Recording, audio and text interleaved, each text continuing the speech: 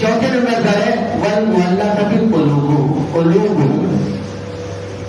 جو نئے نئے اسلام لائے ہوں ان کے دلوں کو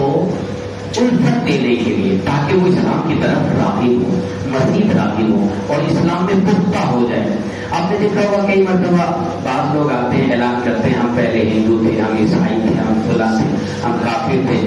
اور اسلام لے آئے، ہمارے گھر والوں نے ہمیں نکال دیا ہے، لہٰذا آپ ہماری مدد کریں۔ تو آپ نے اعلان سنے ہوں گے، یہ لوگ کرتے ہیں آگے، لیکن چونکہ وہ کسی نہ کسی مدرسے کی ہمارے سند لاتے ہیں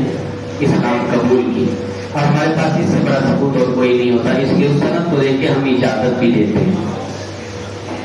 تو اس لیے ایسے شخص میں یہ داخل ہے،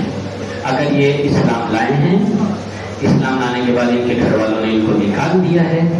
تو زکوٰۃ ان کو دی جا سکتی ہے، تاکہ یہ اسلام سے مانوس ہو۔ دیکھو یار مسلمان کیسے زبردست عقیدے کے لوگ ہیں،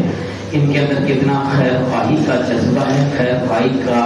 جو ان کے اندر طرف ہے کہ یہ میں اسلام لایا ہوں، اپنے مسلمان کا کتنا خیال رکھتے ہیں کہ اپنے مال میں سے نکال کے وہ ہمیں دے رہے ہیں۔ تو یہ اس لیے مؤلفۃ قلوبہم، اس لیے کہا گیا کہ ان کے دل کو الفت ملے گی، تم سے محبت ملے گی، محبت ملے گی تو اسلام میں